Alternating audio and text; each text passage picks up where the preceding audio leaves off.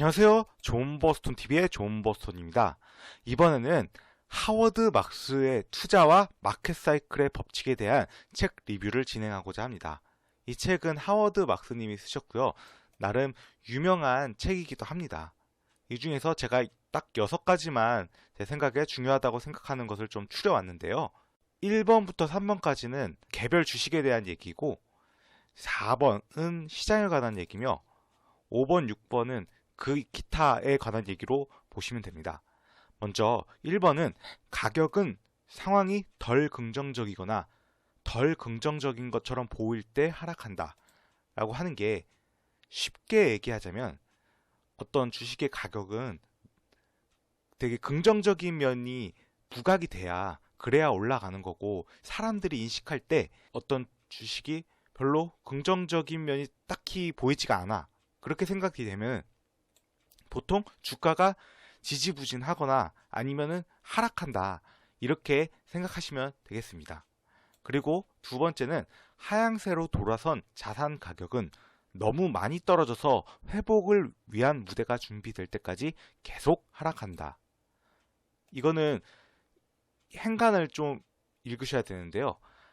그 말 그대로 보면은 하향세로 돌아선 그 주식 가격 같은 게 너무 많이 떨어져가지고 회복을 위한 무대가 준비될 때까지 계속 하락한다, 이런 얘기는 계속 떨어져서 어느 순간 이게 하락을 멈추고 횡보를 하게 되는 구간이 있을 거 아니에요. 그럴 때까지 계속, 보통 한번 떨어지면 내려가면은 관성의 법칙으로 계속 이제 내려가려는 속성이 있어요. 그렇기 때문에 그 섣불리 내가 바닥을 잡으려고 들어가는 게 아니고, 이렇게 충분히 횡보, 기간 조정 혹은 가격 조정을 거치고 나서 이제 올라가려는 준비를 하려고 할 때, 그때 주식을 사면 된다, 이런 게 이제 행간입니다. 이렇게 생각하시면 되고요. 또 세 번째는 남들이 실망하여 매도할 때 매수하고, 탐욕스럽게 매수할 때 매도하는 것은 엄청난 용기가 필요하지만 보상도 가장 크다고 합니다. 이것은 그러니까 대중의 생각과 반대로 가야 결국에는 수익을 먹을 수 있다, 이렇게 생각하시면 되고요. 주가가 올라갔을 때는 많이 사잖아요. 막 탐욕이라고 얘기할 수가 있겠죠.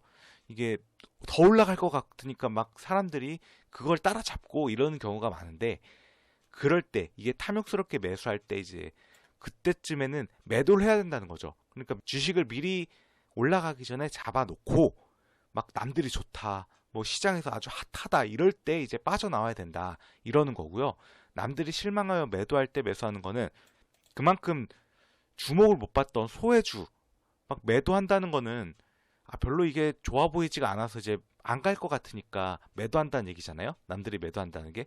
근데 그때 매수를 해야 된다는 겁니다. 근데 여기에서 이제 전제 조건이, 진짜 이게 기업이 너무 안 좋아, 그럴 때 이제 내려가는 걸 매수하는 게 아니고, 기업은 정말 좋아요. 여러 가지로 봤을 때 기업의 상황은 좋은데 단지 소외주를 하거나 아니면 재료 같은 게 딱히 없어가지고, 그래서 재미가 없어서 매도를 막 할 때, 그때 매수를 해야 보상이 크다, 이렇게 생각하시면 되겠습니다.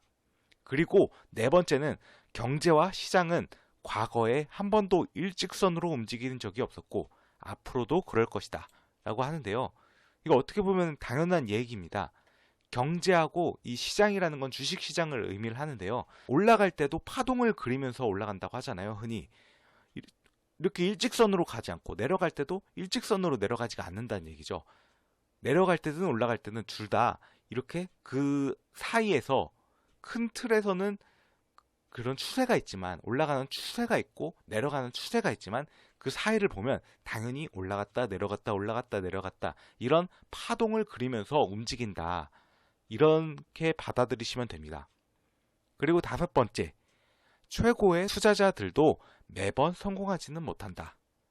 그러니까 아무리 뛰어난 투자자, 흔히 얘기하는 뭐 워렌 버핏 아니면 뭐 피터 린치, 그 되게 유명한 필립 피셔 등 유명한 투자자들 있잖아요. 그런 사람들도 어떤 투자에 백발백중이지는 못한다는 거죠. 대신에 그런 뛰어난 투자자들이 성공하는 원인은 그만큼 그 성공의 횟수가 더 많은 것도 있겠지만 실패할 때 그 실패를 손실을 잘 최소화하는 거를 자연스럽게 잘 할 수 있고, 그리고 수익을 볼 때 크게 먹는다. 한번 수익을 볼 때 크게 먹는 거를 그런 걸 잘하기 때문에 최고의 투자자들이라고 할 수 있고요. 대신에 이제 매번 성공하지는 못하는 거죠. 그 한 번 할 때마다 무조건 전부 다 말로 홈런을 칠 수는 없다. 이렇게 받아들이시면 됩니다. 그리고 마지막으로 6번째는 성공은 그 안에 실패의 씨앗을 품고 있고 실패는 성공의 씨앗을 품고 있다 라는 건데요. 이거 약간 시적인 표현이죠. 성공이 그 안에 실패의 씨앗을 품고 있다는 거는 일반적으로 성공을 계속 하다 보면은 아무래도 사람이 자만을 품게 되고, 이제 내가 다 잘 알겠어. 이제 내가 하는 게 답이야. 라는 생각을 품기가 쉬운데, 그렇게 생각을 하는 순간 실패를 하기가 쉬워진다는 거죠. 그렇기 때문에 성공을 계속 하게 되면 그 안에 이제 실패의 씨앗을 품고 있다. 이렇게 표현이 된 거고요. 반대로 실패는 성공의 씨앗을 품고 있다라는 거는 실패를 해서 계속 좌절감, 자괴감 그런 게 반복되면 성공을 한다 이런 얘기가 아니라 실패를 바탕으로 삼아서 흔히 얘기하는 실패는 성공의 어머니라는 얘기가 있잖아요. 그러니까 그 얘기는 실패를 내 경험으로 삼아서 다시는 같은 실수를 반복하지 않고 또 실패를 통해서 어떻게 하면은 좀 더 내가 발전해 나갈 수 있을까? 어떻게 하면은 성공을 할 수 있을까? 이렇게 다양한 시도를 하는 그런 과정에서 성공을 하기가 더 수월해진다. 이런 의미로 받아들이시면 되겠습니다. 이상으로 제가 하워드 막스 투자와 마켓 사이클에 대한 법칙에 대해서 책 리뷰를 해봤고요. 시청해 주셔서 감사합니다. 여러분의 구독과 좋아요는 영상 제작에 큰 힘이 됩니다.